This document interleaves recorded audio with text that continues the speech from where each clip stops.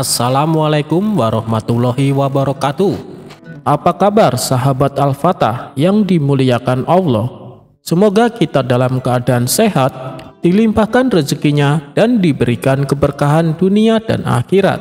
Amin ya robbal alamin.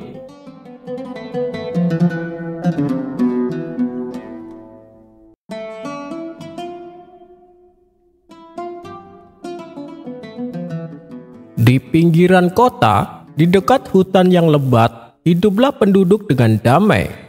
Namun belakangan ini, ketenangan mereka terusik. Seekor gajah liar seringkali turun dari hutan ke desa, merusak kebun-kebun dan mencari makan. Peristiwa ini membuat panik warga yang takut akan keselamatan mereka dan juga kehilangan hasil panen. Para penduduk mengadu kepada Baginda Raja. Mereka memohon agar Baginda Raja mengirimkan pasukan untuk mengusir atau menangkap gajah tersebut. Baginda pun memerintahkan pasukannya untuk berjaga-jaga. Namun, setiap kali gajah itu muncul, ia selalu berhasil melarikan diri, seolah mengetahui setiap gerakan para prajurit. Ini aneh, seru Baginda Raja. Gajah itu sepertinya lebih cerdik dari prajuritku. Mengapa ia terus-terusan datang ke desa kita? Ujarnya. Seorang penasehat menyarankan, mungkin ia lapar Baginda.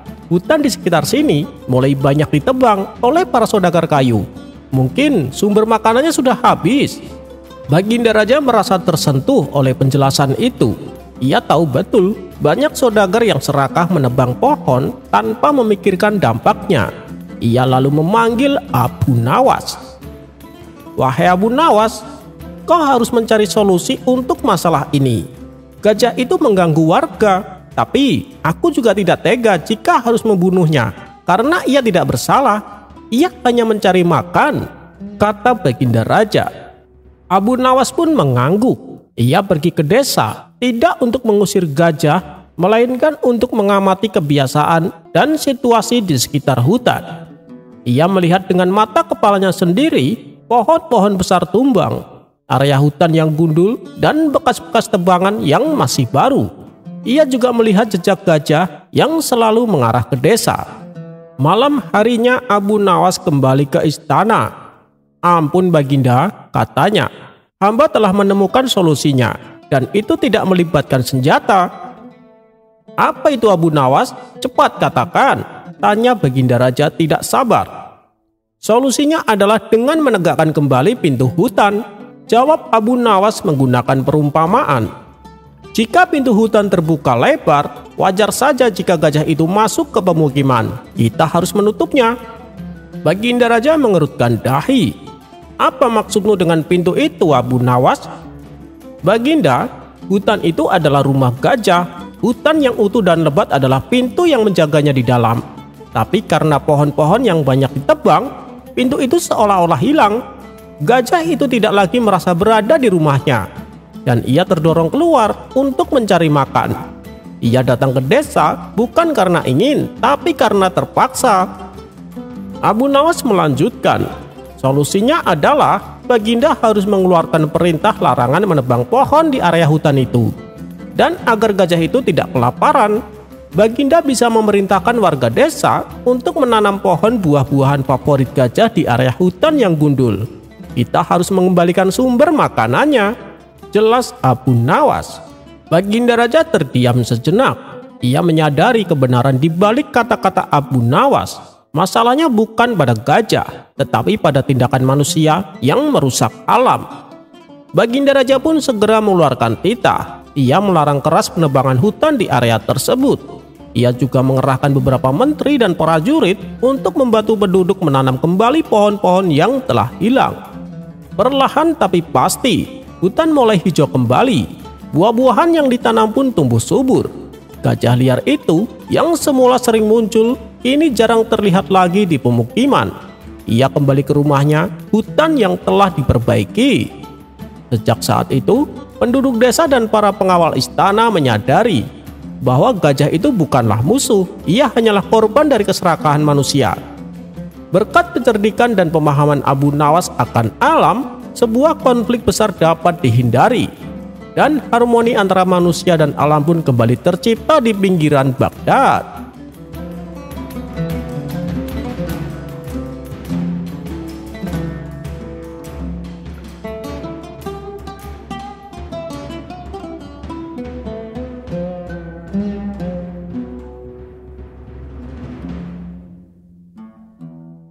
Di kota Baghdad, para pejabat kerajaan semakin lama semakin serakah. Setiap urusan dengan mereka harus dibayar.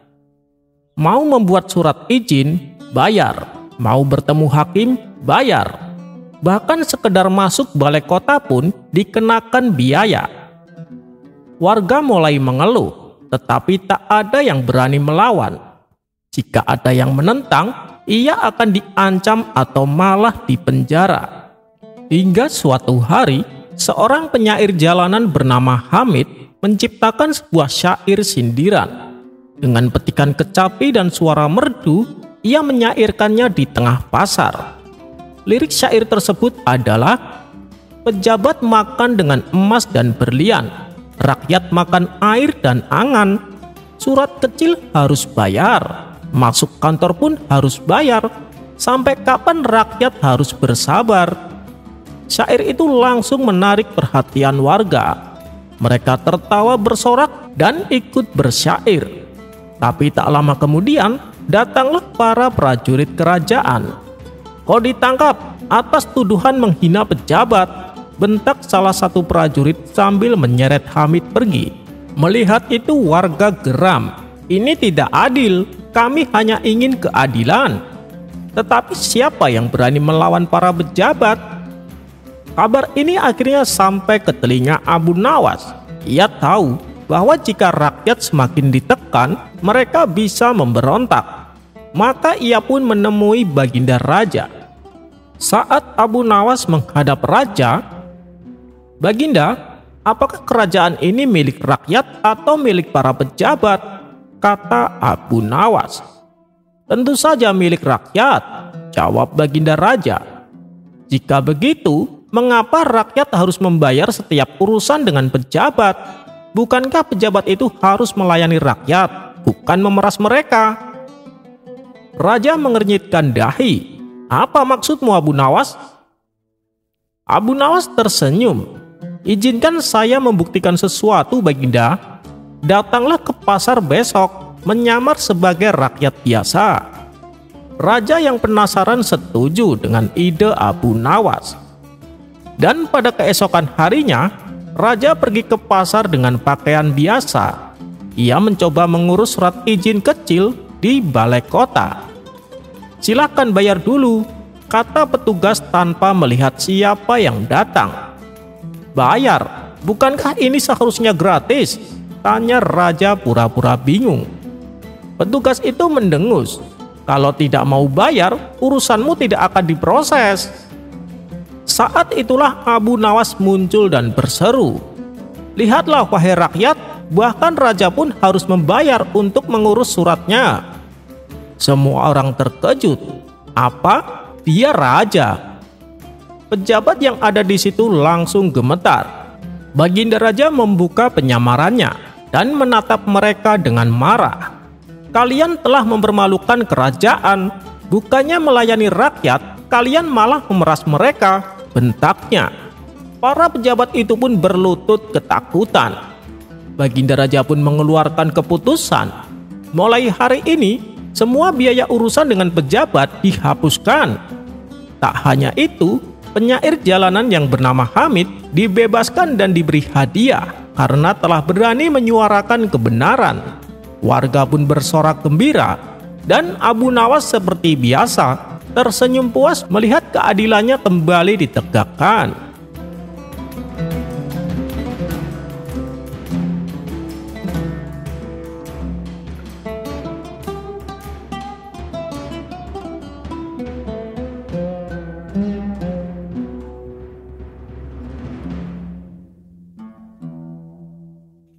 Sudah beberapa bulan, para pedagang yang datang dari arah utara bercerita hal yang ganjil. Di sana ada raja, tapi tak pernah terlihat wajahnya.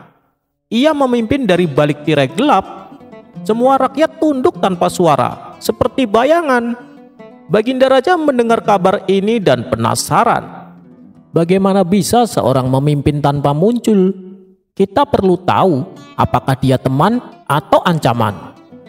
Maka dipanggillah Abu Nawas. Wahai Abu Nawas, pergilah ke utara, bawa mata, telinga, dan lidahmu yang tajam. Singkat cerita, Abu Nawas berjalan selama berhari-hari hingga sampai ke sebuah negeri yang aneh. Jalan-jalan sepi tapi bersih, rakyatnya rapi tapi tak pernah berbicara. Saat matahari terbenam, semua menutup jendela dan bayangan gelap mulai merayap di dinding-dinding rumah. Akhirnya ia sampai di sebuah istana.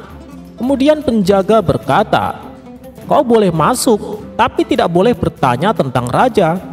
Tapi itu sama saja seperti menyuruh Abu Nawas untuk penasaran.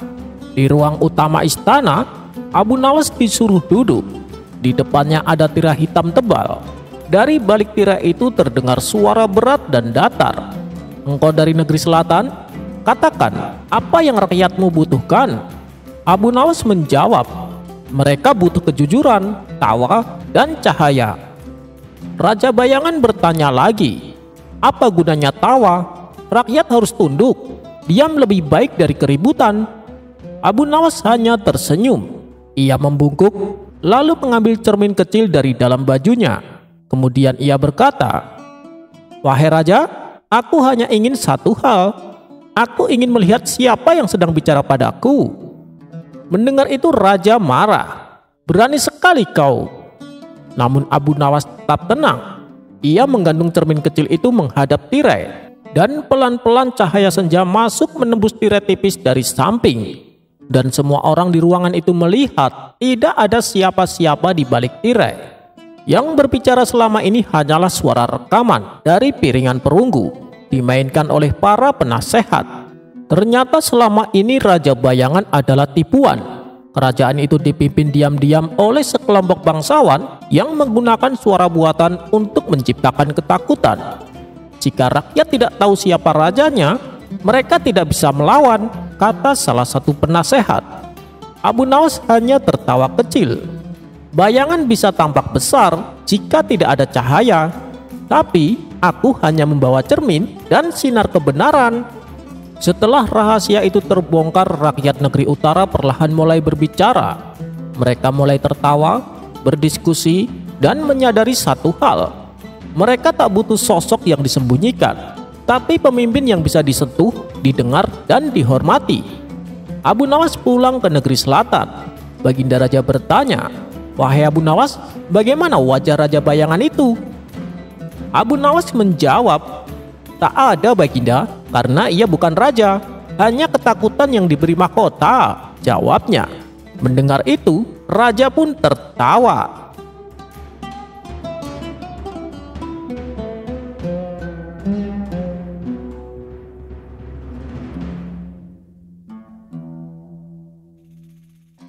Di kota Baghdad hiduplah seorang saudagar kaya raya yang bernama Abdul.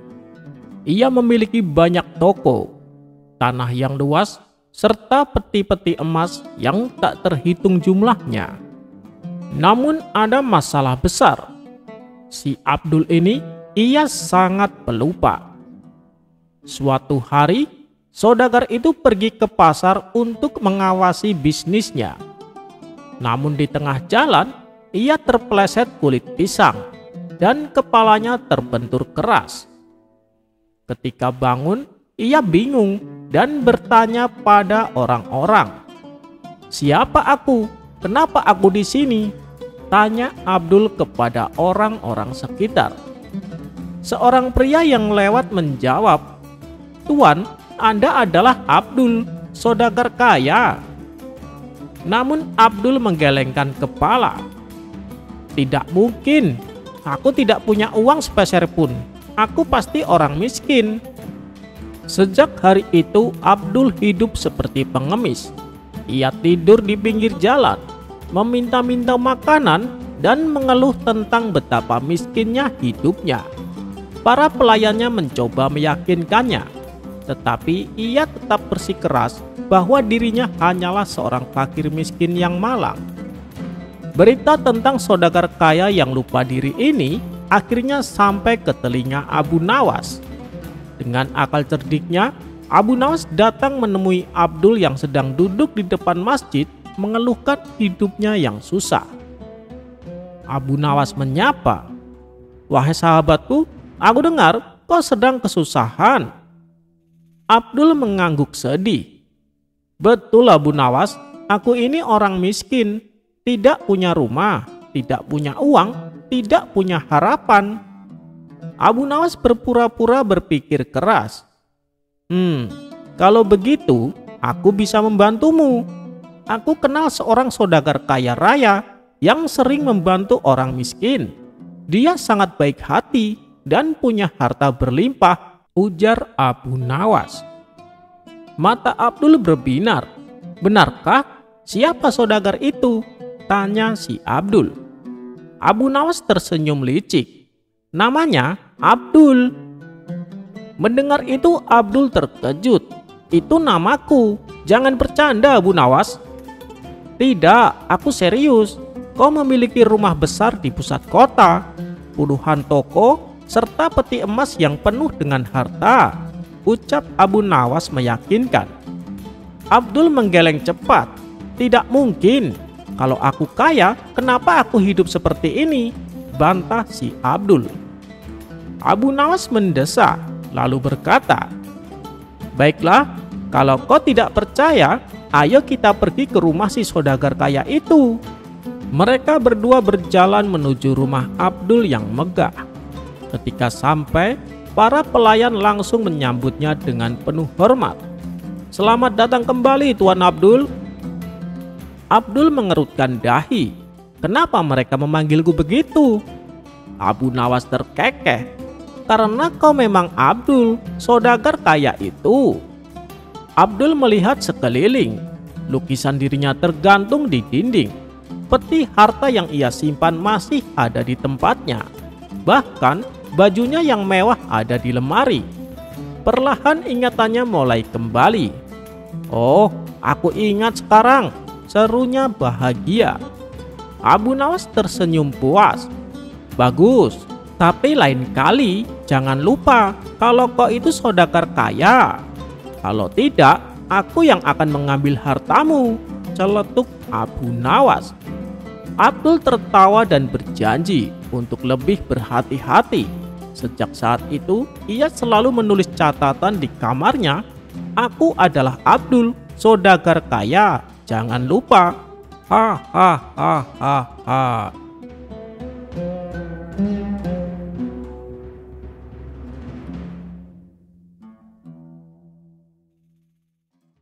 Di suatu hari yang panas di kota Baghdad, datanglah seorang pria kaya raya di tengah pasar.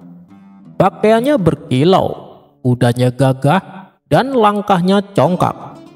Ia suka menyuruh-nyuruh orang tanpa alasan, bahkan menyebut dirinya orang pilihan Tuhan.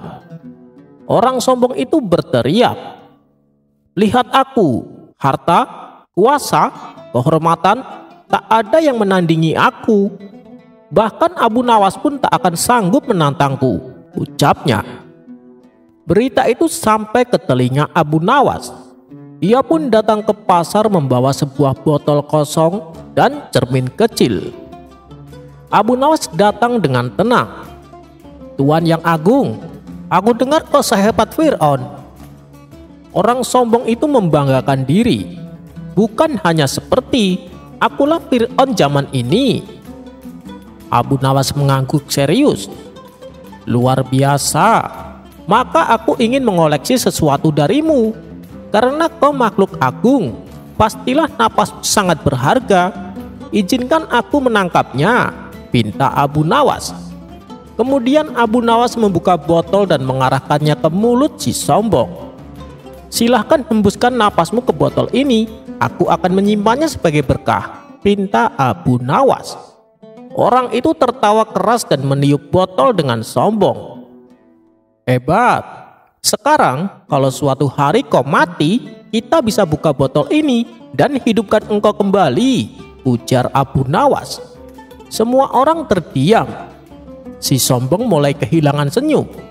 Kemudian Abu Nawas mengeluarkan cermin. Dan ini untuk mengingatkanmu siapa yang kau anggap Tuhan tiap pagi. Lihatlah, wajah manusia biasa bukan? Bernapas, makan, buang air, tidur juga, sama seperti kami semua. Mendengar itu orang sombong mukanya merah padam. Hei Abu Nawas, kau berani menghinaku? Abu Nawas menjawab, aku tidak menghina, aku hanya menunjukkan bahwa bahkan Fir'aun pun tak bisa hidup dua kali, dan tak ada keagungan sejati selain kerendahan hati.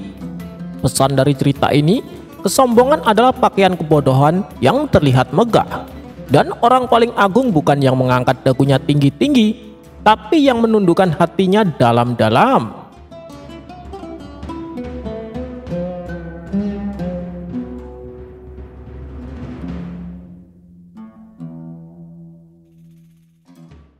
Pada suatu hari, para nelayan di kerajaan Baginda Raja dikejutkan oleh sesuatu yang aneh.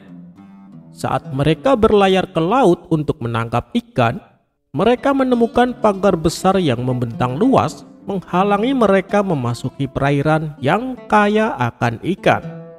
Pagar itu tinggi, terbuat dari bambu yang kuat yang ditancapkan ke dasar laut. Di beberapa bagian pagar, ada papan peringatan bertuliskan, dilarang melintas, area milik kerajaan. Para nelayan kebingungan.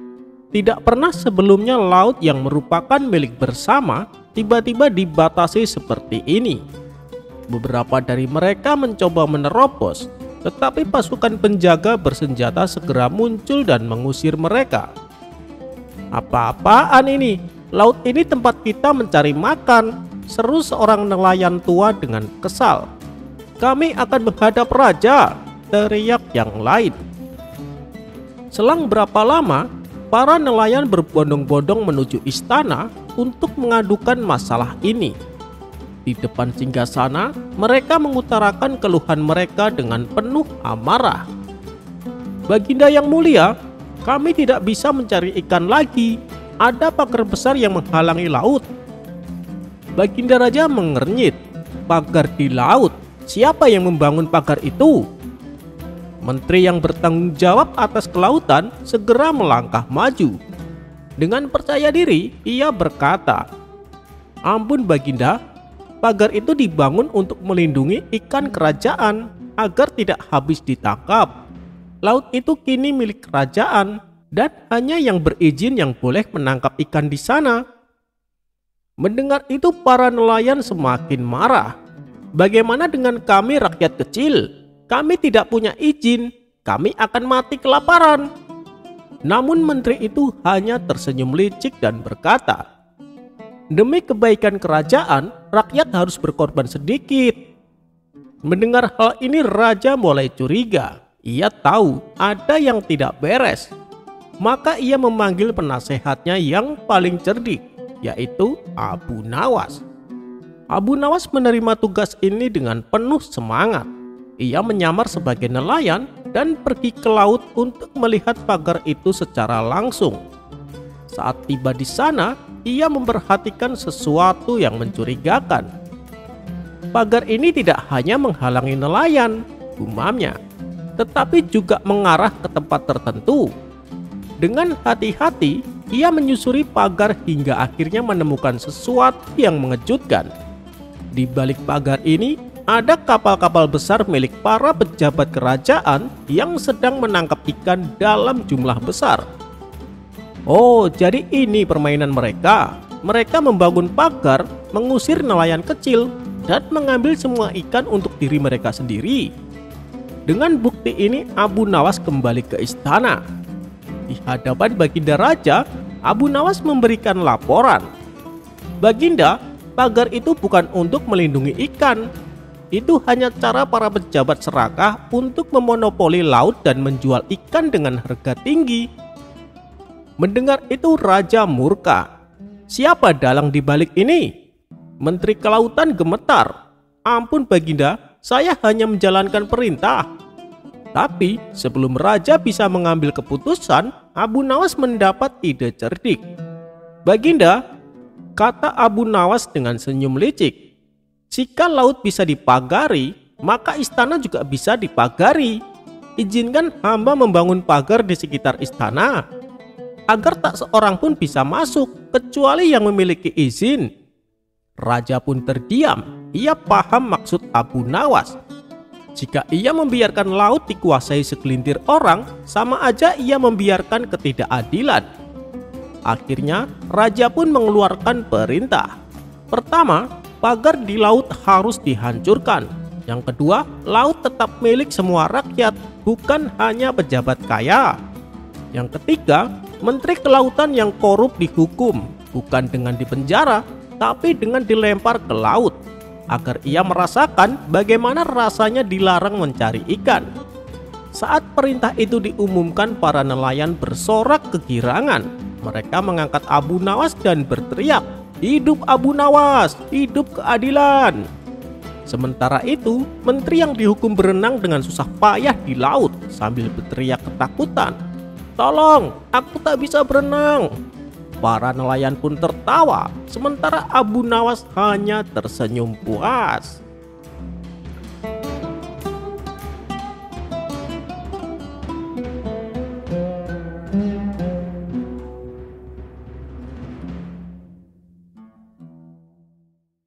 Dikisahkan, Baginda Raja baru saja membaca kitab tentang kehebatan Raja Sulaiman yang mampu memerintahkan para jin memindahkan singgasana Ratu Bilqis di dekat istananya.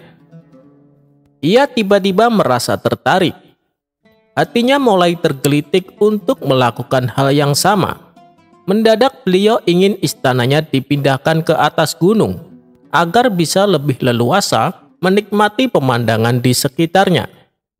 Dan bukankah hal itu tidak mustahil bila dilakukan karena ada Abu Nawas yang dikenal amat cerdik di negerinya? Tanpa membuang waktu, Abu Nawas segera dipanggil untuk menghadap Baginda Raja. Setelah Abu Nawas dihadapkan, Baginda Raja memerintahkan Abu Nawas untuk memindahkan istananya ke atas gunung. Abu Nawas tidak langsung menjawab. Ia berpikir sejenak hingga keningnya berkerut. Tidak mungkin menolak perintah Baginda, kecuali kalau memang ingin dihukum. Akhirnya, Abu Nawas terpaksa menyanggupi proyek raksasa itu. Ada satu lagi permintaan dari Baginda Raja. Pekerjaan itu harus diselesaikan hanya dalam waktu 1 bulan. Abu Nawas pun pulang dengan hati masgul. Setiap malam Abu Nawas hanya berteman dengan rembulan dan bintang-bintang. Hari-hari dilewatinya dengan kegundahan. Tak ada hari yang lebih berat dalam hidup Abu Nawas kecuali hari-hari ini. Tetapi pada hari ke-9 ia tidak lagi merasa gundah gulana. Keesokan harinya Abu Nawas menuju istana. Ia menghadap Baginda untuk membahas pemindahan istana. Dengan senang hati Baginda Raja akan mendengarkan apa yang diinginkan Abu Nawas.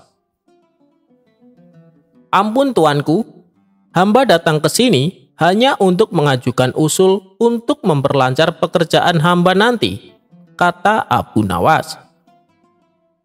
"Apa usulmu itu?" tanya Baginda Raja.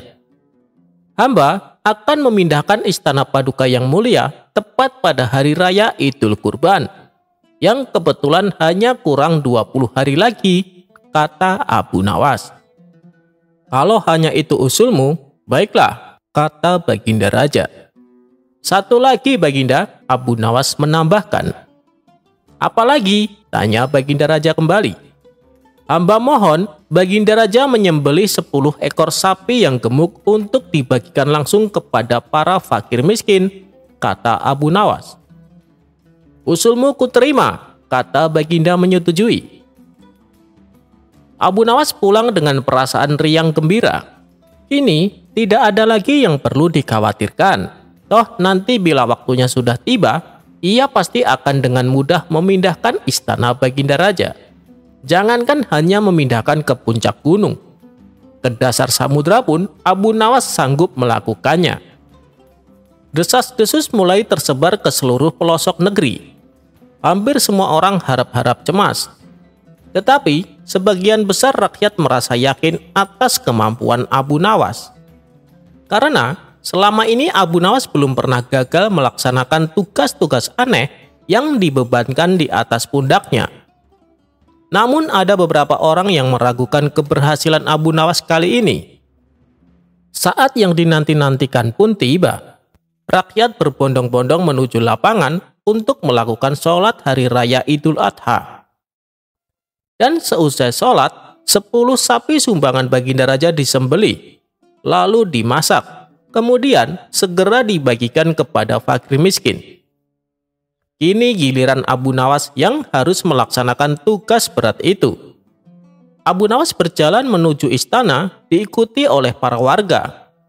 Sesampai depan istana, Abu Nawas bertanya kepada Baginda Raja, "Ampun tuanku yang mulia, apakah istana sudah tidak ada orangnya lagi?" tanya Abu Nawas.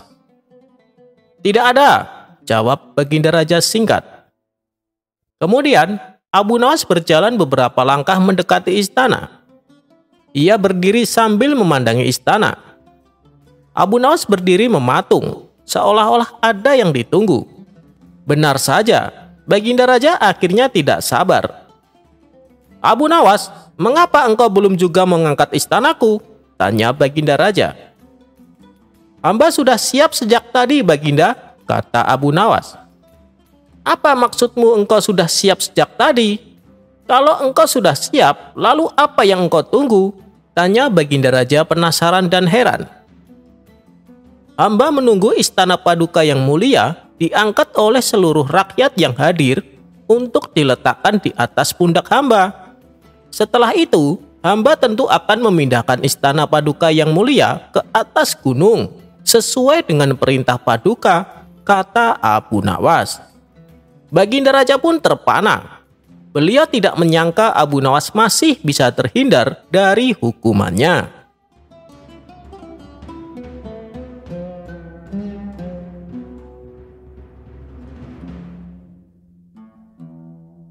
Abu Nawas memiliki banyak santri. Di sela-sela kesibukan, ia selalu menyempatkan diri mengajar santri-santrinya. Setiap hari ba'da sholat asar, para santri berangkat menuju rumah Abu Nawas dengan antusias. Ada seorang santri bernama Ahmad. Ia pendiam namun pintar. Sampai satu ketika, ada seseorang santri bertanya, "Kenapa Abu Nawas begitu perhatian kepada Ahmad?" Abu Nawas menangkap ada kecemburuan di antara para santrinya, hingga suatu ketika dia mengadakan sayembara. "Sayembara apa Tuan Guru?" ujar salah seorang santrinya. "Besok kalian membawa buah kurma. Kurma yang termanis itulah pemenangnya. Sebagai hadiah akan kuberikan sorban," ujar Abu Nawas. Mereka pun berlomba-lomba membeli kurma ke pasar. Ada juga santri yang memetik di kebun orang tuanya. Ahmad sebagai anak yatim dan miskin hanya mempunyai 3 kurma di rumahnya. Saat dia jalan, dia melihat anak kecil menangis, lalu merasa iba dan menghampirinya. "Aku ingin makan buah kurma," kata anak kecil itu. Ahmad memberi 1 butir kurma kepada anak kecil itu. Di tangannya tersisa 2 butir kurma lagi. Namun di perjalanan dirinya bertemu Abu Nawas yang menyamar sebagai seorang pengemis yang lapar. "Aku lapar, berikanlah aku makanan," ujar pengemis itu. "Aku hanya ada 2 butir kurma, kek," kata Ahmad. "Berikanlah saya 1 butir dan satunya lagi untukmu," ujar pengemis tersebut. Ahmad pun memberikan 1 butir kurma. Ia lalu melanjutkan lagi perjalanannya. Sayangnya santri lain tidak ada yang memberikan kurma itu kala Abu Nawas menyamar sebagai pengemis di pinggir jalan. "Enak saja ingin kurma ini. Kurma ini aku beli dengan harga mahal tahu," Dan juga kurma ini untuk sayembara supaya aku memenangkannya, ujar salah seorang santri kepada kakek pengemis itu. Saat di rumah, Abu Nawas dan para santrinya memperlihatkan kurma-kurma terbaik yang dibawanya. Ini adalah kurma terbaikku, pasti rasanya manis, dan akulah pemenangnya, ujar salah seorang santri. Oh, belum tentu, pasti kurmakulah pemenangnya, ujar salah seorang santri menimpali lagi. Tiba-tiba Ahmad datang. Ia hanya membawa satu kurma. Dirinya pun diejek. Ketika hendak membalikan badan untuk pulang, Ahmad dicegah oleh Abu Nawas. "Hei Ahmad, kesini. Jangan pulang dulu," tutur Abu Nawas. Abu Nawas pun bertanya, "Apakah mereka sudah membawa kurmanya?" "Sudah guru," ujar mereka serempak. Santri-santri pun meletakkan kurma tersebut satu persatu termasuk Ahmad. Ketika pengumuman tiba, Abu Nawas mengatakan bahwa pemenangnya adalah Ahmad. Mereka pun banyak yang protes. Kurma jelek dan hanya satu butir bisa menang. Nah, Abu Nawas pun menceritakan bahwa ia menyamar menjadi pengemis ketika mereka di perjalanan. Lalu santri yang memberikan sedekah kurma hanya Ahmad saja. Memang buah milik kalian lebih bagus dan manis daripada milik Ahmad. Namun buah yang paling manis ialah kebajikan yang kita lakukan, terutama membantu orang yang kelaparan, ungkap Abu Nawas. Sekarang mereka paham kenapa Abu Nawas begitu memiliki perhatian lebih kepada Ahmad. Sebab Ahmad memiliki hati yang lapang untuk saling berbagi, meskipun dirinya sendiri sedang mengalami kesulitan.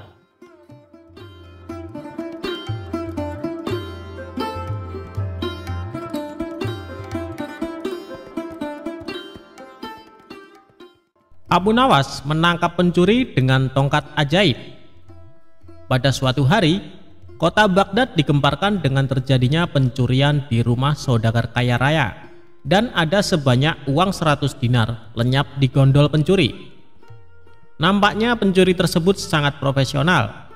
Buktinya saja sudah banyak petugas dikerahkan untuk mengejar pencuri itu, namun si maling tak kunjung ketangkap. Sang saudagar kaya raya semakin gusar dibuatnya. Bagaimana tidak? Sudah uangnya diambil, kemudian ada rasa penasaran sebenarnya siapa pencuri lihai tersebut. Hebatnya, tak ada satupun pertanda yang bisa dilanjutkan sebagai bahan penyelidikan lebih lanjut. Bahkan meskipun telah mendesak pejabat setempat, tetap saja hasilnya nihil. Pada akhirnya sang saudagar membuat keputusan. Barang siapa yang mencuri hartanya dan dia mau mengembalikan, maka dia akan mendapatkan hak separuh dari harta yang dicuri tersebut. Namun meskipun sudah diberikan pengumuman tersebut, si pencuri tak kunjung memperlihatkan batang hidungnya. Bahkan si pencuri ini merasa nyaman dan aman karena tak satupun orang yang mengetahui ulahnya. Tidak putus asa, sang saudagar akhirnya membuat sayembara baru. Barang siapa yang berhasil mendapatkan pencuri tersebut, maka dia akan mendapatkan seluruh harta tersebut. Tentu saja sayembara ini sangat menarik warga Baghdad. Banyak sekali orang-orang yang mendaftar untuk ikut andil bagian, termasuk si pencuri itu sendiri. Awalnya si pencuri berniat untuk meninggalkan kota Baghdad dengan membawa harta curiannya. Namun setelah dipikir-pikir, kepergiannya hanya akan membuka aibnya. Karena itu, si pencuri mencoba bertahan di kota dengan ikut-ikutan menjadi peserta sayembara. Dia semakin merasa aman saat berkumpul dengan peserta sayembara. Dia sangat yakin kedoknya tidak akan terbongkar. Begitu melihat hasil yang belum jelas terlihat dari sayembara yang sudah dibukanya, sang saudagar akhirnya mendesak sang hakim untuk mendatangkan Abu Nawas. Namun sayangnya, Abu Nawas pada hari itu sedang berada di Damaskus dan baru bisa pulang pada esok harinya. Semua harapan bertumbuh pada Abu Nawas. Kasak-kusuk begitu gencar di kalangan warga. Mereka menebak apakah Abu Nawas mampu menguak teka-teki tersebut. Sementara itu, si pencuri hatinya menjadi ciut karena dia tahu bagaimana kemampuan Abu Nawas dalam memecahkan masalah. Pada keesokan harinya, Abu Nawas datang dengan membawa tongkat banyak sekali. Dan kemudian dia membagikan tongkat-tongkat tersebut kepada semua yang hadir sambil berpesan, "Tongkat-tongkat ini sudah saya mantrai. Kalian bawa pulang. Besok bawa kembali ke sini. Jika salah satu di antara kalian pencurinya, maka tongkat akan bertambah 1 telunjuk. Yang bukan pencuri, maka tidak usah khawatir," ujar Abu Nawas. Kemudian semua warga pulang dan si pencuri bingung bagaimana bisa lolos di esok hari. Setelah memeras otak, dia memutuskan untuk memotong tongkat tersebut sepanjang telunjuk jarinya. Keesokan harinya, semua warga berkumpul dan mengembalikan tongkat kepada Abu Nawas. Pada saat menerima tongkat dari pencuri tersebut, Abu Nawas langsung menangkapnya karena tongkatnya menjadi lebih pendek. Kemudian si pencuri diadili dengan seadil-adilnya. Akhirnya Abu Nawas berhak menerima uang 100 dinar tersebut. Namun uang tersebut dibagikan kepada fakir miskin di kotanya.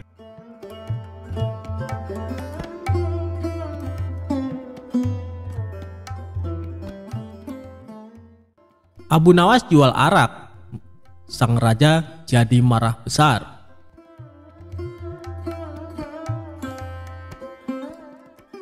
Selalu ada cara yang dilakukan oleh Abu Nawas untuk tidak dimarahi oleh Baginda Raja. Setiap perbuatan yang dilakukan pasti ada saja kesalahan yang membuat sang raja marah. Namun bukan Abu Nawas jika tidak bisa membuat sang raja menjadi marah karena perbuatan Abu Nawas. Abu Nawas sendiri menjadi terkenal karena puisinya yang jenaka dan lucu. Tidak berhubungan dengan tema-tema tradisional seperti tema padang pasir, tetapi juga berbicara tentang kehidupan kota dan menyanyikan kegembiraan meminum anggur, serta cinta dari anak laki-laki muda dengan humor nakal. Kisah Abu Nawas kali ini menceritakan sang raja marah besar karena kedapatan Abu Nawas menjual arak. Suatu saat Abu Nawas kepergok membawa botol arak berwarna merah dan sang raja menegurnya. Namun Abu Nawas menyangkal kalau dia membawa arak. Dia menyebutnya air susu yang pemalu. Kecerdasan Abu Nawas benar-benar menghibur Baginda Raja. Suatu ketika sang raja murka melihat pekerjaan pengawal kerajaan tidak beres. Setelah diselidiki, para pengawal itu ternyata sedang mabuk-mabukan. "Wahai para pengawalku semua, sudah sering kuingatkan kau jangan sering mabuk-mabukan," ujar Baginda Raja. Para pengawal terlihat gemetar. Mereka menunduk, tidak berani menatap wajah sang raja karena merasa bersalah. "Ceritakan kepadaku, dari mana kalian mendapat arak itu?" tanya sang raja. Untuk beberapa saat para pengawal itu tidak mau mengaku. Namun setelah raja membentak, para pengawal pun mengaku. "Abu Nawas lah yang membawa arak itu. Kami juga diajari mabuk-mabukan olehnya," ujar salah seorang pengawal. "Cepat bawa Abu Nawas ke hadapanku sekarang juga. Kalau tidak, kalian yang akan menerima hukuman dariku," ujar sang raja. Keesokan harinya para pengawal itu mendatangi rumah Abu Nawas yang sangat sederhana. Sesampainya di rumah Abu Nawas, salah seorang pengawal berkata, "Bawalah botol ini dan katakan ini semua atas perintahmu." "Tunggu dulu, dengan minuman arak ini aku pasti dihukum oleh raja," kata Abu Nawas. "Jika engkau lolos dari hukuman raja, aku akan memberimu sejumlah dinar," ucap sang pengawal. "Lalu apa keuntunganmu memberiku sejumlah dinar?" ucap Abu Nawas. "Jika engkau lolos dari hukuman raja, maka kami juga akan lolos dari hukuman raja. Gunakanlah kecerdasanmu mengelabui raja," kata pengawal itu. Akhirnya Abu Nawas pergi menemui Baginda Raja membawa arak dengan botol merah. "Wahai Abu Nawas, apa yang engkau pegang itu?" tanya Baginda Raja. "Ini susu, Baginda, rasanya enak sekali," jawab Abu Nawas seenaknya. "Bagaimana itu susu? Air itu berwarna merah, sedangkan susu berwarna putih bersih," kata raja. Sang raja pun mengambil botol yang dipegang Abu Nawas. "Betul sang baginda, susu itu berwarna putih bersih. Dia berubah merah karena malu bertemu baginda, dan berubah warna jadi merah merona," jawab Abu Nawas dengan mencoba mengambil hatinya raja yang rupawan. Sang raja pun tertawa sambil geleng-geleng kepala meninggalkan Abu Nawas. Meski ia tahu yang dibawa oleh Abu Nawas adalah arak. "Baiklah, aku maafkan kalian. Tapi jika kalian mengulangi lagi perbuatan kalian, maka hukumannya berlipat ganda," titah sang raja. Dan akhirnya sang raja pun mengampuni kesalahan para pengawal. Sedangkan Abu Nawas mendapatkan sejumlah dinar dari para pengawal karena telah berhasil melaksanakan misinya.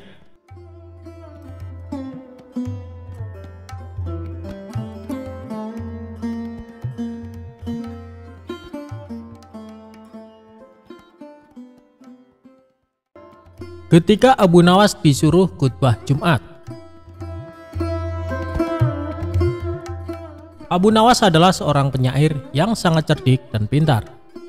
Namun selain sebagai penyair, Abu Nawas juga dikenal sebagai mubalek di desa tempat tinggalnya. Oleh sebab itu, suatu ketika Abu Nawas diminta untuk menjadi imam ketika hendak sholat Jumat. Selain itu, pada waktu tersebut Abu Nawas juga diminta mengisi khutbah Jumat untuk memberikan ceramah keagamaan. Setelah mandi dan berpakaian rapi, Abu Nawas pun mulai melangkahkan kakinya menuju ke masjid. Ketika sampai di masjid, tidak lama kemudian terdengar suara azan. Tak lama berselang, datanglah masyarakat yang beragam Muslim dengan sangat ramai.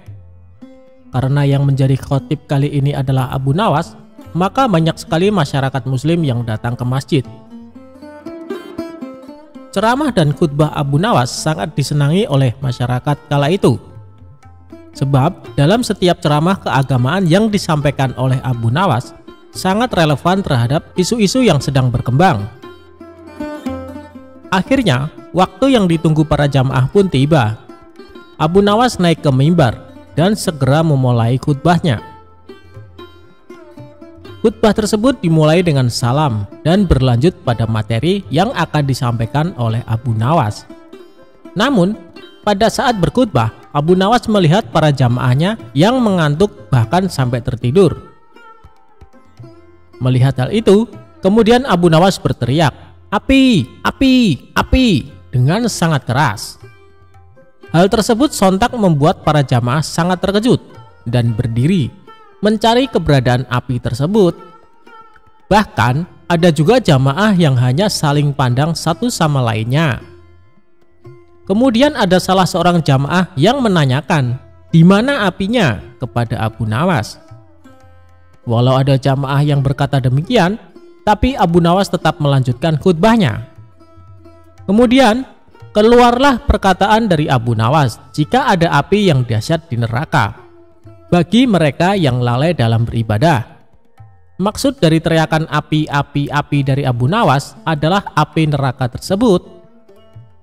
Barang siapa yang lalai dalam beribadah, maka ia akan merasakan panasnya api neraka.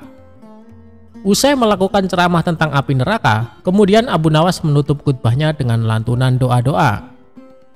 Setelah itu, Abu Nawas memimpin sholat Jumat dengan khusyuk dan diikuti oleh para jamaah. Ketika salat, para jamaah masih teringat dan terngiang-ngiang dengan api neraka yang dikatakan oleh Abu Nawas dalam khutbahnya. Walau awalnya terkesan gagal dalam memberikan ceramah keagamaan karena banyak yang mengantuk dan tertidur, namun sesungguhnya Abu Nawas berhasil membuat para jamaah untuk selalu rajin beribadah. Sebab para jamaah selalu ingat dengan khutbah Abu Nawas, di mana saat itu ia mengatakan, mereka yang malas beribadah akan merasakan panasnya api neraka.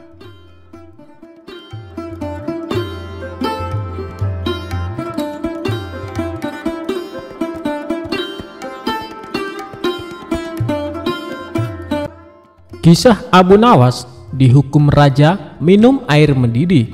Inilah akhirnya. Abu Nawas merupakan pujangga Arab yang terkenal cerdas dan cerdik dalam menghadapi segala permasalahan. Ia hidup sejaman dengan Baginda Raja Harun. Bahkan Abu Nawas merupakan salah satu rakyat yang sangat dekat dengannya. Di sisi lain, ia juga salah satu warganya yang sering mendapatkan hukuman dari Baginda Raja.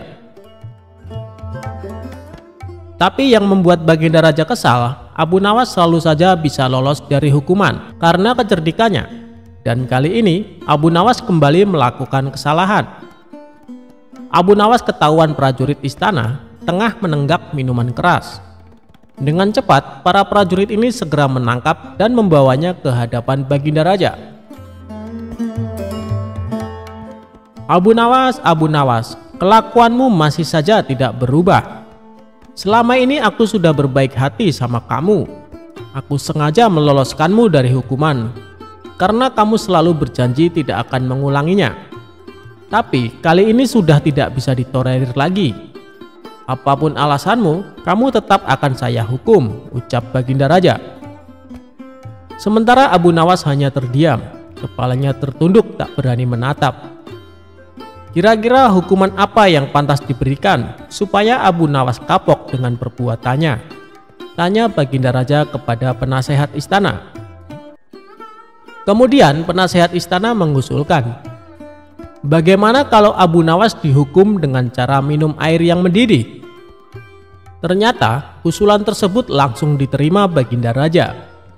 Usulanmu bagus sekali, saya setuju denganmu, kata Baginda Raja. Seketika Abu Nawas langsung pucat, tubuhnya menjadi gemetaran karena sama saja ia akan dihukum mati. Ampun Paduka yang mulia, hamba mohon keringanan hukuman, minta Abu Nawas. Keputusanku sudah bulat Abu Nawas, dan tak bisa ditawar-tawar, balas Baginda Raja. Baiklah Paduka, kalau itu memang sudah keputusan Paduka, saya terima dengan berat hati. Tapi sebelum saya menjalani hukuman, izinkan saya menemui istri dan anak-anak saya untuk berpamitan, ujar Abu Nawas. Sejenak Baginda Raja terdiam. Ia heran dengan kata-kata Abu Nawas yang berpamitan. Maksudnya bagaimana Abu Nawas? Tanya Baginda Raja merasa heran. Begini Paduka, apabila air mendidih masuk ke dalam perut, bukan hanya lidah dan bibir saja yang akan melepuh, tapi semua organ tubuh di dalamnya juga ikut melepuh. Tidak menutup kemungkinan saya akan mati saat itu juga, jelas Abu Nawas. Baginda Raja pun terkejut, ia tak menyadari akan hal itu. Kasihan juga Abu Nawas, tapi masa saya harus menarik kembali ucapan saya? Itu tidak mungkin. Martabat saya sebagai raja akan jatuh, pikir Baginda Raja. Baiklah Abu Nawas, saya penuhi permintaanmu. Sekarang juga kamu pulang, tapi besok kamu harus sudah ada di sini, titah Baginda Raja. Abu Nawas pun lalu pamit pulang. Sesampainya di rumah, Abu Nawas memberitahu istri dan anak-anaknya tentang hukuman yang akan dijalani. Mengapa Baginda Raja sekejam itu? Kata istrinya tak terima. Sudahlah wahai istriku, bila memang ini sudah takdirku untuk mati, saya harap kamu dan anak-anak mengikhlaskan kepergianku, tutur Abu Nawas.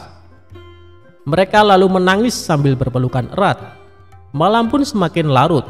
Abu Nawas masih belum dapat memejamkan mata. Ia terus meratapi nasib yang tengah dihadapinya. Namun ia terus mencari cara bagaimana supaya bisa lolos dari hukuman Baginda Raja. Saat Abu Nawas sedang memutar otaknya, tiba-tiba rasa lapar mulai menghinggap. Wahai istriku, adakah makanan yang tersisa untukku? Tanya Abu Nawas. Saya sudah menyiapkan sop panas di atas meja, tapi sepertinya sekarang sudah dingin, jawab sang istri. Sudah dingin? Memangnya kapan kamu membuat sopnya? Tanya Abu Nawas kembali. Tadi sewaktu habis isya, ini kan sudah tengah malam, jadi wajar kalau sopnya sudah dingin, kata sang istri memperjelas. Saat itu terbesitlah di otak Abu Nawas akan ide yang cemerlang. Tapi Abu Nawas sengaja tidak memberitahu istrinya. sebab ia tidak ingin rencananya menjadi berantakan. Setelah menjelang pagi hari, Abu Nawas mengumpulkan para tetangganya dan ia memberitahu mereka bahwa dirinya akan dihukum mati, dan ia meminta agar para tetangganya ini ikut bersamanya ke istana. Berita mengejutkan ini tentu saja membuat para tetangganya kaget. Ia tak menyangka Baginda Raja bisa sekejam itu. "Abu Nawas, kamu kan dekat dengan Baginda Raja. Kenapa tidak minta ampun darinya?" tanya mereka. "Biarlah, nasi sudah menjadi bubur. Baginda Raja juga tidak akan mencabut ucapannya," terang Abu Nawas. Maka berangkatlah Abu Nawas ke istana dengan didampingi keluarga dan para tetangganya. Melihat kedatangan Abu Nawas bersama orang banyak, Baginda Raja pun bertanya, "Hei Abu Nawas, kenapa kau bawa orang banyak sekali? Apakah kau hendak melawanku?" Dengan ekspresi wajah sedihnya, Abu Nawas menjawab, "Ampun Paduka, Paduka jangan salah paham. Mereka semua adalah tetangga saya Paduka. Mereka ingin melepas kepergian saya." Baginda Raja pun akhirnya tidak keberatan akan hal itu. "Baiklah Abu Nawas, apakah kau siap menjalani hukuman?" tanya Baginda Raja. "Saya siap Paduka, silahkan bawa kemari air mendidihnya," balas Abu Nawas. Lalu beberapa prajurit istana membawakan bejana yang berisi air mendidih ke hadapan Abu Nawas. "Sekarang kamu minum air mendidih itu Abu Nawas," kata Baginda Raja. "Siap Paduka yang mulia, tapi sebelumnya izinkan saya meminta maaf dan berpamitan kepada keluarga saya dan para tetangganya," pinta Abu Nawas. "Oh silakan," ucap Baginda Raja. Abu Nawas pun menghampiri istri dan anak-anaknya. Suara tangis istri dan anak-anak Abu Nawas pun pecah. Orang-orang yang hadir pun ikut bersedih, tak terasa air mata Baginda Raja juga ikut menetes. Sebenarnya Baginda Raja tidak tega, tapi ia tidak mungkin membatalkan hukuman. Karena banyaknya tetangga yang ikut hadir, tentu saja memakan waktu lama hingga tak terasa air mendidih yang ada di dalam bejana menjadi dingin. Setelah Abu Nawas selesai berpamitan, ia segera mengambil air di bejana dan meminumnya sampai habis. Tentu saja Abu Nawas tidak mengalami suatu apapun, sebab air yang ada di dalam bejana sudah menjadi dingin. "Paduka yang mulia, saya sudah menjalani hukuman. Izinkan saya pulang," pinta Abu Nawas. Melihat hal itu Baginda Raja menjadi bengong. "Hei Abu Nawas, bukankah saya menyuruhmu minum air mendidih?" tanya Baginda Raja. "Benar Paduka, tapi air di bejana itu kan tadinya mendidih. Jangan salahkan saya kalau air itu menjadi dingin. Saya hanya melakukan apa yang seharusnya saya lakukan," jawab Abu Nawas. Dengan kecerdikannya inilah Abu Nawas kembali lolos dari hukuman maut. Ia pun dibolehkan pulang oleh Baginda Raja bersama anak istri dan para tetangganya. Itulah kisah kecerdikan Abu Nawas dalam menghadapi permasalahan dalam hidupnya.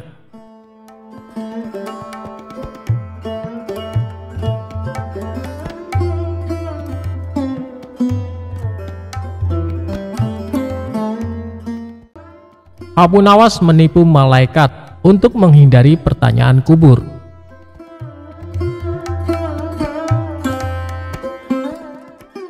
Abu Nawas adalah seorang sosok yang dekat dengan Khalifah Harun. Semasa hidupnya, Abu Nawas dikenal sebagai orang yang cerdik, jahil, dan kerap membuat orang sekitarnya jengkel. Tidak hanya pada manusia, kejahilan Abu Nawas juga pernah terjadi kepada malaikat. Dia mengelabui malaikat Mungkar dan Nakir ketika Abu Nawas wafat. Hal ini bermula ketika Abu Nawas menjadi buronan sang raja yang ketika itu marah kepadanya. Para pasukan mencari Abu Nawas atas perintah raja agar ditangkap dalam keadaan hidup atau mati. Setelah mencari kesana kemari, pasukan sang raja nihil menangkap Abu Nawas dan kembali pulang ke kerajaan.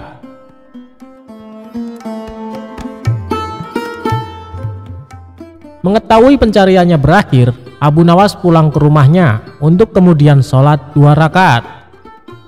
Usai sholat, dia memberikan surat wasiat kepada istrinya. Beberapa waktu pun berlalu dan Abu Nawas wafat. Dari situ, kisah Abu Nawas menipu malaikat pun dimulai.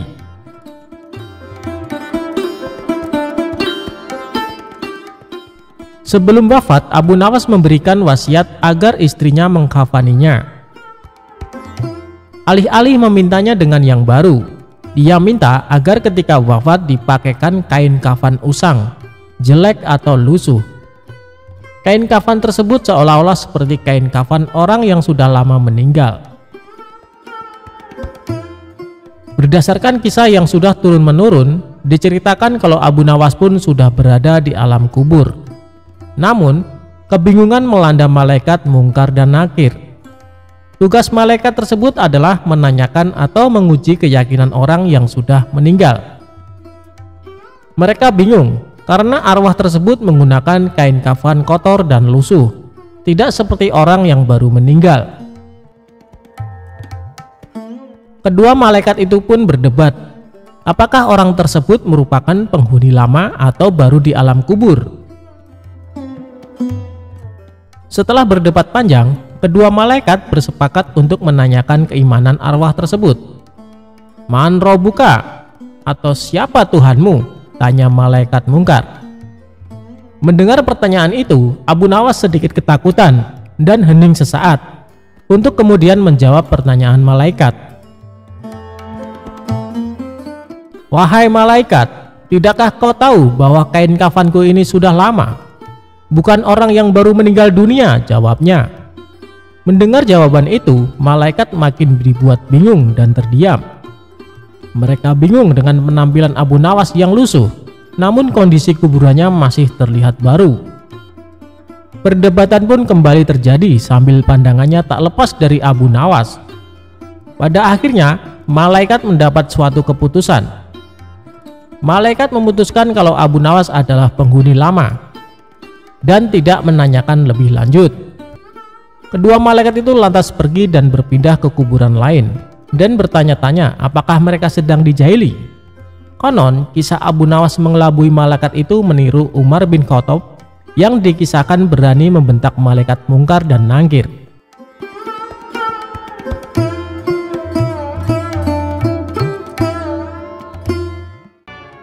Abu Nawas kok ditipu? Ya ditipu balik pelakunya. Suatu kali, Abu Nawas memutuskan menjual satu-satunya keledai yang biasa digunakan sebagai kendaraan karena dia sangat membutuhkan uang. Istrinya pun menyetujui rencana itu. Dalam perjalanannya ke pasar hewan, dia bertemu seseorang. Orang itu lantas menanyakan harga jual ternak yang disebutnya sebagai kambing. Berkerutlah kening Abu Nawas karena orang itu menyebut keledainya sebagai kambing. Abu Nawas menyanggah bahwa hewan yang dibawanya bukanlah kambing, tetapi keledai. Seseorang tadi lantas menantang Abu Nawas untuk segera menjual hewan itu di pasar. Abu Nawas tentu akan memperoleh harga yang amat murah menurutnya. Abu Nawas meneruskan perjalanannya. Dia tak terlalu menghiraukan seseorang yang baru bicara dengannya tadi. Tak lama berselang, ia bertemu seseorang lagi ketika dia sedang menunggangi keledainya. Dia menanyakan mengapa Abu Nawas menunggangi seekor kambing yang bukan merupakan hewan tunggangan. Abu Nawas tentu saja langsung menyangkal dan menyebut bahwa hewannya itu adalah keledai yang merupakan hewan kendaraan. Orang kedua yang bicara dengan Abu Nawas ini mempersilahkan Abu Nawas untuk menanyakan sendiri kepada orang-orang di pasar apakah hewannya itu kambing atau keledai. Kali ini Abu Nawas lagi-lagi tak ambil pusing soal kambing atau keledai. Abu Nawas berjalan lagi menuju ke pasar. Belum sampai di pasar, dia bertemu lagi dengan seseorang yang menyaksikan bahwa hewan yang dibawa itu merupakan keledai. Dia menanyakan kepada Abu Nawas, hendak kemanakah kambing itu dibawa? Abu Nawas jadi terperangah dan mulai ragu. Sudah 3 orang menyebut keledainya itu sebagai kambing. Orang ketiga ini terus meyakinkan bahwa hewan yang dibawa Abu Nawas merupakan kambing. Akhirnya di tangan orang keempat, Abu Nawas menjual kambing itu dengan harga 3 dirham. Sesampainya di rumah, Abu Nawas mendapat omelan dari sang istri karena menjual keledai dengan harga sangat murah. Dia baru menyadari kalau dirinya baru saja kena tipu oleh kawanan orang yang telah bekerja sama.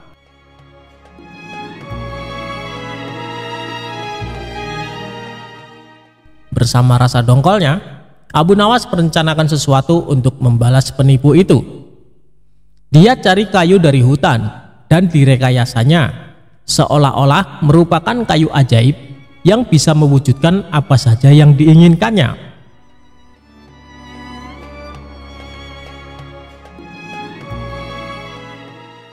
Kesempatan pun tiba. Suatu kali, Abu Nawas menyadari bahwa 4 orang yang menipunya sedang berada di satu lokasi dengannya. Aksi pun dimulai dengan menuju warung untuk makan.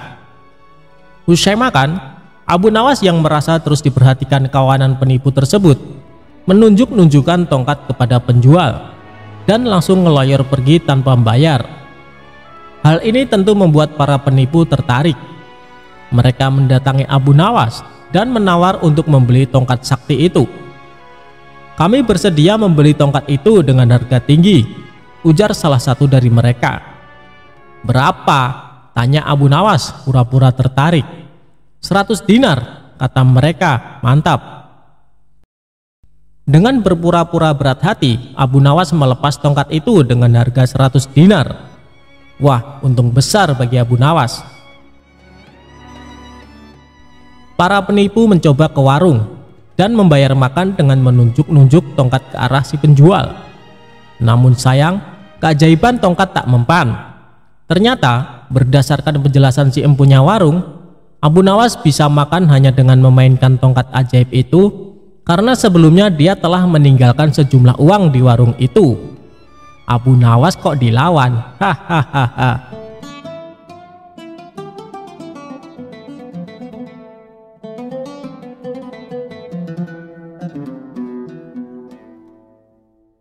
Dikisahkan, ada seorang tuan tanah tetangga Abu Nawas yang kaya raya. Hampir semua warga di desa setempat bekerja di perkebunan milik tuan tanah tersebut. Tapi tuan tanah itu memiliki sifat yang kikir dan pelit. Tidak hanya itu, dia juga berprofesi sebagai rentenir. Abu Nawas yang bijaksana resah atas sifat tetangganya itu. Dia berpikir keras bagaimana cara agar sang tuan tanah bertobat dan tidak melakukan profesinya itu. Setelah perenungan yang dalam, ide cemerlang Abu Nawas muncul. Keesokan harinya, Abu Nawas menemui kawan-kawannya yang sedang asyik tongkrongan di warung. Dia bercerita, "Semalam aku mendapatkan wangsit dalam mimpiku yang tidak bisa aku tolak." "Apa isi wangsit itu, wahai Abu Nawas?" timpal salah satu kawan Abu Nawas. "Wangsit itu, apapun yang dititipkan padaku akan beranak," sahut Abu Nawas. "Maksudnya apa, wahai Abu Nawas?" tanya kawan-kawannya.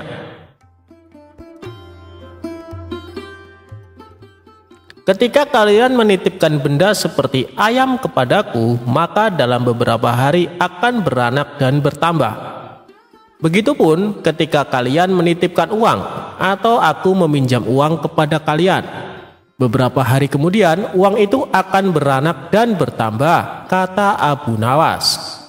Sebagian kawan percaya, sebagian kawan lainnya tidak percaya. Mereka berpikir ini akal bulus Abu Nawas agar bisa meminjam uang.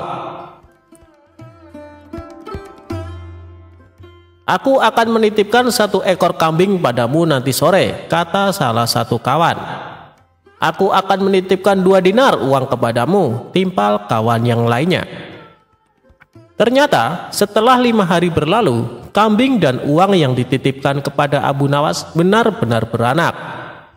Dari kambing 1 ekor dikembalikan menjadi 5 ekor. Begitupun uang yang dititipkan. Dari 2 dinar dikembalikan menjadi 5 dinar. Berita kehebatan Abu Nawas ini tersebar luas ke penduduk desa. Berita itu sampai pada telinga tuan tanah yang pelit dan berprofesi sebagai rentenir. Suatu hari, tuan tanah bersama para pengawalnya mendatangi rumah Abu Nawas. Dia menanyakan, "Wahai Abu Nawas, adakah keperluan yang kamu butuhkan kepadaku? Katakan saja, nanti aku bantu, jangan sungkan-sungkan." "Maaf tuan tanah, sepertinya saat ini saya tidak sedang membutuhkan apa-apa," kata Abu Nawas. "Baiklah, nanti kalau kamu perlu apa-apa, datanglah kepadaku, jangan sungkan-sungkan," timpal tuan tanah dengan senyum yang ramah. Kemudian berlalu meninggalkan Abu Nawas.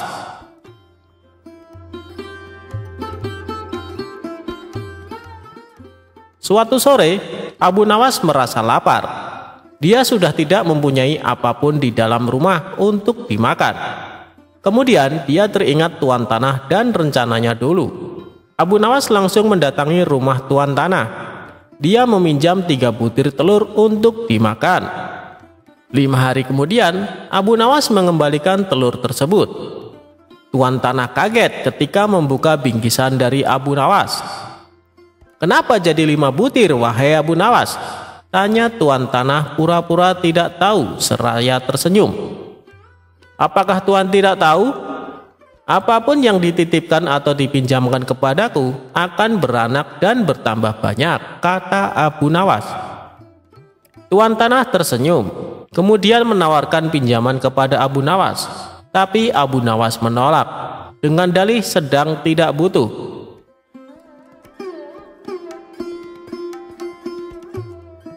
Beberapa hari kemudian, Abu Nawas kembali ke rumah tuan tanah. Abu Nawas hendak meminjam uang 1000 dinar. Jumlah itu terbilang sangat banyak. Dengan uang itu, tuan tanah bisa menggaji semua karyawan-karyawannya. Tuan tanah langsung membuka berangkas uangnya, lalu menyerahkan sejumlah uang yang dibutuhkan Abu Nawas. "Ini uangnya, wahai saudaraku," kata tuan tanah. Abu Nawas langsung pulang ke rumah. Pada sisi lain, tuan tanah sedang berkhayal uangnya akan kembali berlipat-lipat di kemudian hari. Hari berganti hari. Tuan tanah tidak sabar menunggu Abu Nawas mengembalikan uangnya dengan jumlah yang berlipat ganda. Tidak terasa, 5 hari berlalu. Abu Nawas tidak kunjung datang. 1 bulan kemudian, Abu Nawas juga tidak mengembalikan uang milik tuan tanah. "Wahai Abu Nawas, sudah 1 bulan saya menantimu, tapi kamu tidak datang juga ke rumahku," kata tuan tanah. "Oh iya tuan, sebenarnya saya akan ke rumah tuan, namun saya sangat sibuk. Berhubung tuan sudah ada di rumah saya, sekalian ada yang ingin saya bicarakan," kata Abu Nawas beralasan. "Tidak apa-apa saudaraku, silakan, apa yang ingin kau bicarakan?" timpal tuan tanah. "Sebenarnya uang yang tuan pinjamkan kepadaku boro-boro beranak. 3 hari kemudian malah mati tidak tersisa," terang Abu Nawas. "Apa maksudmu Abu Nawas?" tanya tuan tanah sambil emosi. "Kamu mau mempermainkanku ya?" sambung tuan tanah. "Tidak tuan, tapi itulah kenyataannya," kata Abu Nawas. Tidak terima dengan itu, tuan tanah melaporkan Abu Nawas kepada pengadilan. Ia menuntut Abu Nawas agar dihukum karena telah menghilangkan uang dengan jumlah yang sangat besar. Saat keduanya dihadapkan pada hakim, tuan tanah berkata, "Wahai hakim yang mulia, Abu Nawas telah menipuku. Katanya uang yang dipinjamkan kepadanya akan beranak. Tapi kenyataannya dia tidak sepeser pun mengembalikan kepadaku. Saya minta Abu Nawas dihukum," katanya. Hakim kemudian bertanya kepada Abu Nawas, "Apakah benar seperti itu, wahai Abu Nawas?" tanya hakim. "Wahai hakim yang mulia, saya tidak menipu dia sama sekali," kata Abu Nawas. "Lalu kenapa kamu tidak mengembalikan uangnya?" tanya hakim. "Dari awal sudah aku katakan kepadanya, wahai hakim, apapun yang dititipkan kepadaku akan beranak. Dan kebetulan uang yang ia titipkan kepadaku bukannya beranak tapi malah mati. Aku tidak mungkin mengembalikannya karena telah mati. Bukankah sesuatu yang beranak pasti bisa mati? Kata Abu Nawas menjelaskan. Sang hakim manggut-manggut dan membenarkan perkataan Abu Nawas. Memang segala sesuatu yang beranak cepat atau lambat akan mati, kata hakim. Dengan ini, Abu Nawas dibebaskan dari segala tuntutan dan tidak berkewajiban mengembalikan uang tanah.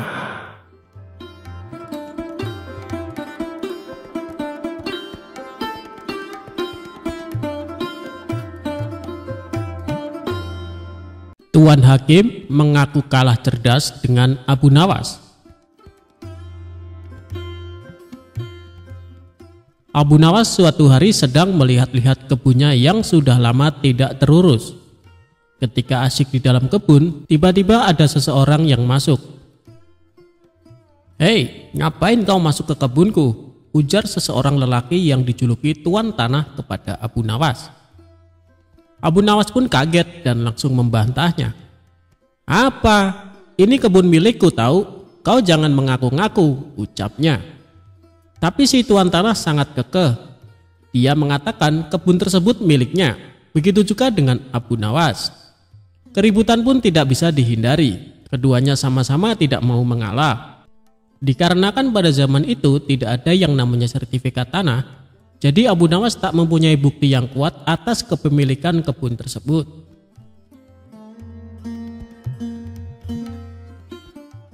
Tidak ada jalan lain bagi Abu Nawas kecuali melapor kepada Baginda Raja.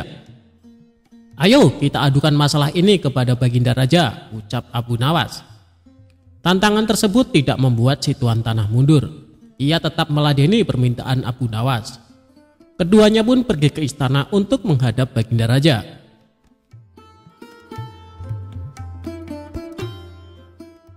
Abu Nawas pun mengadu, "Wahai Paduka yang mulia, hamba mempunyai kebun di suatu daerah, tapi tiba-tiba dia mengaku-ngaku kalau kebun tersebut miliknya," kata Abu Nawas.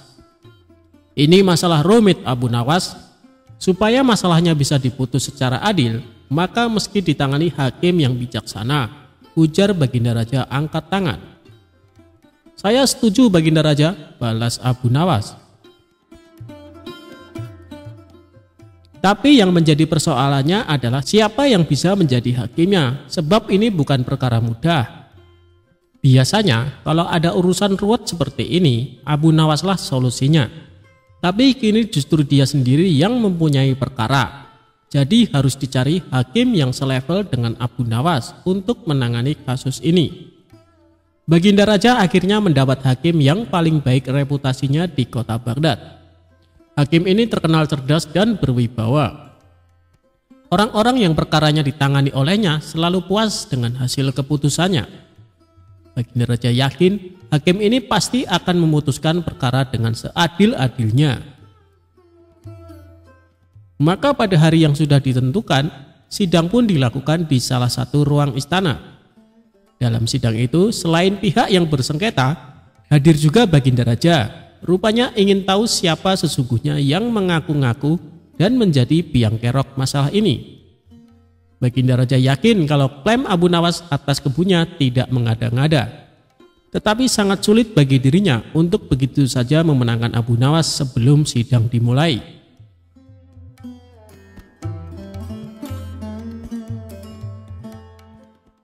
Bila di antara kalian berdua ada yang terbukti bersalah dengan mengaku-ngaku kebun tersebut miliknya, maka hukuman penjara siap menanti, ancam Baginda Raja. Oleh karena itu, sebelum sidang dimulai, aku kasih satu kesempatan lagi. Kalau mau jujur sekarang, aku tidak akan menghukumnya, ucap Baginda Raja mengancam. Tapi si Tuan Tanah tetap pada pendiriannya, dan sidang langsung dimulai. Untuk menguji kebenaran atas pengakuan kebun itu, maka sang hakim bertanya kepada kedua belah pihak yang bersengketa. "Berapa jumlah pohon di dalam kebunmu?" tanya hakim kepada Tuan Tanah. Si Tuan Tanah nampak kebingungan, bahkan cenderung panik. Sedangkan Abu Nawas terlihat lebih tenang, padahal dia sendiri tidak tahu jumlah pohon yang ada di kebunnya. karena tak pernah menghitungnya. Lagi pula siapa yang sudi menghitung pohon di kebun?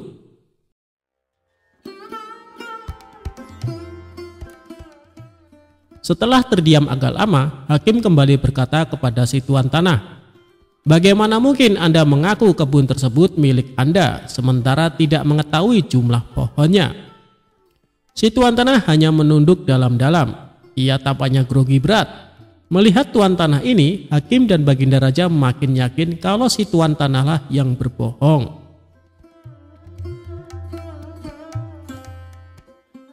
Kemudian pertanyaan tadi juga diajukan oleh hakim kepada Abu Nawas. "Sekarang giliranmu, Abu Nawas. Berapa jumlah pohon yang ada di kebunmu?" tanya sang hakim.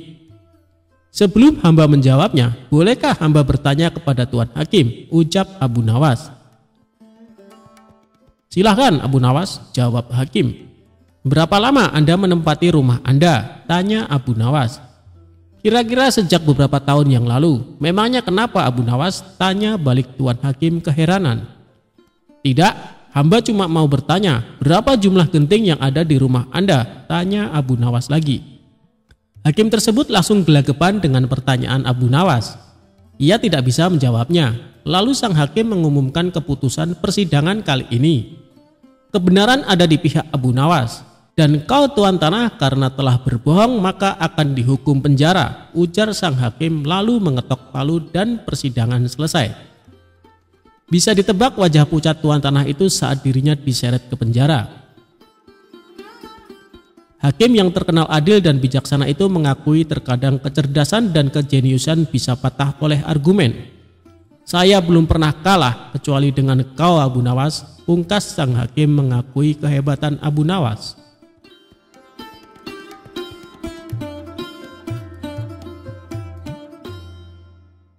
Dongeng pengantar tidur untuk Baginda Raja.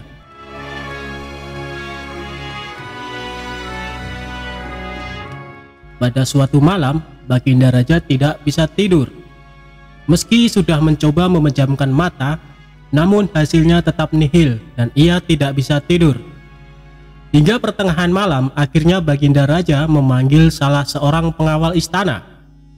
"Umumkan kepada seluruh rakyat kerajaan, barang siapa yang bisa membuat raja tertidur, maka akan diberikan 10 karung koin emas," kata raja. Penjaga istana bergegas memberi isyarat kepada bawahannya agar bergerak cepat.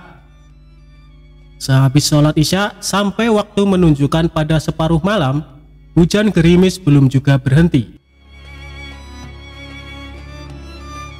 Tak lama berselang datanglah 2 orang peserta yang kebetulan pada malam itu tidak bisa tidur. Mendengar penjelasan dari pengawal istana, keduanya berminat mengikuti sayembara. Peserta pertama masuk ke dalam bilik kamar pribadi raja, serta menata posisi duduknya. Ia mulai dengan sebuah cerita. Dahulu kala ada pemuda durhaka bernama Sa'labah. Kelakuan kurang ajarnya mengiris hati orang tuanya sampai menjelang wafat ia sakaratul maut. Hingga berbulan-bulan doa Rasulullah pun tidak dikabulkan kecuali setelah dimaafkan dan diridhoi oleh kedua orang tuanya. Sampai cerita habis, Baginda Raja malah semakin sulit menguap lantaran menyimak alur cerita yang menyayat hati tersebut. Karena dianggap gagal, peserta pertama dipersilahkan pulang ke rumah. Saat bersamaan, peserta kedua memasuki ruangan. Peserta kedua lalu duduk bersila di kursi yang sudah disediakan pengawal istana. Dengan percaya diri, ia mulai mendongeng. Begitu cantik jelitanya, Ratu Balqis membuat siapapun kepincut termasuk para jin. Namun sayang, di balik kesempurnaan parasnya, Nabi Sulaiman alaihissalam mendengar tuduh bahwa terdapat kutil kecil di betis sebelah kirinya. Penasaran dengan betis mulus Ratu Balqis yang digosipkan ada kutilnya, Raja Harun al-Rasyid semakin sulit tidur. Dan untuk yang kedua kalinya peserta dipersilahkan kembali ke rumah.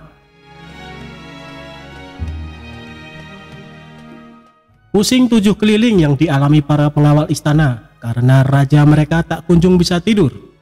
Di puncak kekesalan raja itulah Abu Nawas datang. Ia memberi hormat sambil menata posisi tempat duduknya. Setelah dipersilahkan, Abu Nawas mulai berkisah. "Baginda, dulu ada seekor raja semut yang kurang kerjaan. Masuk ke kuping sebelah kanan seorang yang sedang tidur. Lalu keluar lagi, masuk lagi. Keluar lagi, kemudian masuk ke kuping kiri. Keluar lagi, masuk lagi, keluar lagi." Abu Nawas mengulang cerita tersebut sampai beberapa menit kemudian. Agak kesal mendengar kisah yang dituturkan oleh Abu Nawas monoton dan tidak menarik, justru membuat raja menguap 2 kali. Kemudian raja memiringkan tubuhnya membelakangi Abu Nawas. Perlahan raja pun mulai mengatupkan kedua matanya dan tertidur. Keesokan harinya Abu Nawas masuk lagi ke istana dengan mengendarai kereta bendi. 10 karung diangkat ke dalam bendi satu persatu. Penjaga pintu istana geleng-geleng kepala ketika bendi keluar pintu gerbang. Terlihat Abu Nawas tidur pulas di atas tumpukan karung emas dengan suara mendengkur.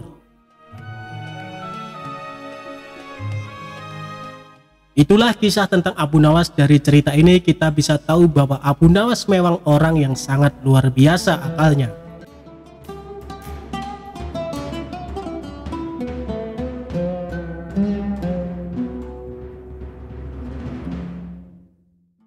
Rumah Abu Nawas konon pernah didatangi Abu Jahil yang terkenal pelit. Ia lalu menjelaskan tujuan kedatangannya. Dia ingin meminjam 100 dinar. Tentu saja Abu Nawas terkejut mendengarnya. "Dari mana saya mendapatkan uang sebanyak itu?" kata Abu Nawas. "Ayolah, aku yakin kamu pasti ada. Pinjami aku selama sebulan," pinta Abu Jahil mengadu. Awalnya, Abu Nawas tidak mau mengabulkan permintaan Abu Jahil. Namun, karena terus-menerus didesak, Abu Nawas tidak bisa menolak. "Tapi harus janji, hanya sebulan saja," kata Abu Nawas mengingatkan. "Ya, saya berjanji Abu Nawas, bulan depan kebun saya akan panen. Saya pasti akan mengembalikan uang pinjaman ini," jawab Abu Jahil. Singkat cerita, setelah 1 bulan, Abu Jahil tidak pernah mengembalikan uang tersebut. Padahal saat itu kebun Abu Jahil memiliki hasil panen yang melimpah ruah. Payah Abu Jahil, dia tidak menepati janjinya, batin Abu Nawas. Karena membutuhkan uang, Abu Nawas terpaksa pergi ke rumah Abu Jahil untuk menagih hutangnya. "Bagaimana dengan janjimu Abu Jahil? Katanya kamu akan mengembalikan uang itu dalam waktu sebulan," kata Abu Nawas. Abu Jahil menjawab bahwa dia tidak bisa membayar hutangnya. Ia beralasan bahwa uang hasil kebunnya digunakan untuk mengobati saudaranya yang sakit. "Jangan khawatir Abu Nawas, saya pasti akan membayar bulan depan," kata Abu Jahil. Abu Nawas sangat kecewa. Akhirnya dia pulang tanpa membawa uang sepeser pun. Beberapa hari kemudian, Abu Nawas mendengar kabar bahwa Abu Jahil sering mengundang teman-temannya ke rumah untuk berpesta. Mendengar hal tersebut, Abu Nawas menjadi emosi. "Kurang ajar, katanya dia kekurangan uang, tetapi dia malah sering mengadakan pesta," gerutu Abu Nawas. Abu Jahil pasti tidak akan membayar hutangnya karena 1000 alasan. Akhirnya, Abu Nawas mendapatkan ide untuk mengerjai si Abu Jahil. Keesokan harinya, Abu Nawas pergi ke desa seberang untuk menemui sahabatnya. Dia mulai menyusun strategi dan meminta bantuan seorang teman. Setelah strateginya matang, Abu Nawas segera mendatangi rumah Abu Jahil. "Mengapa kamu di sini Abu Nawas? Aku kan sudah bilang jika mengembalikannya uang itu bulan depan," kata Abu Jahil. "Jangan salah paham Abu Jahil, aku di sini bukan untuk menagih hutang. Aku ingin mengajakmu bertemu dengan orang pintar," jawab Abu Nawas. "Ada perlu apa memangnya?" tanya Abu Jahil penasaran. "Begini Abu Jahil, di desa seberang katanya ada dukun persugihan yang bisa membuat kita kaya. Aku ingin mencobanya di sana, jawab Abu Nawas. Benarkah? Oke Abu Nawas, aku ikut. Aku juga ingin kaya, kata Abu Jahil girang mendengar adanya tawaran dukun pesugihan itu. Singkat cerita, Abu Nawas dan Abu Jahil tiba di rumah dukun pesugihan tersebut. Setelah memanggil keduanya, dukun itu bertanya, "Apa yang kamu lakukan di sini?" Abu Nawas kemudian mengutarakan keinginannya agar ia ingin kaya tanpa bekerja. "Ah, itu mudah, tapi ada syaratnya loh," kata sang dukun. "Apa syaratnya, Mbah?" tanya Abu Nawas. "Syaratnya harus ada yang dikorbankan. Tapi jangan khawatir, korbannya tidak harus dari keluarga, orang lain juga bisa dikorbankan. Tapi orang lain itu adalah orang yang terkait dengan hartamu," jawab sang dukun. "Apa maksudmu? Aku tidak mengerti," tanya Abu Nawas lagi. "Ya, misalnya siapapun yang berhutang uang kepadamu, orang itu dapat digunakan sebagai korban, meskipun dia bukan anggota keluargamu," jawab sang dukun. "Bagaimana jika orang itu tidak mau, Mbah?" tanya Abu Nawas. "Kamu tidak perlu minta izin kepada orang tersebut. Nanti ia akan jadi korban tanpa ia sadari dan tiba-tiba mati dengan mengerikan," kata Mbah Dukun menjelaskan. "Aku mengerti, Mbah, aku setuju," jawab Abu Nawas sambil memandang Abu Jahil. Abu Jahil yang merasa dikorbankan langsung gemetar.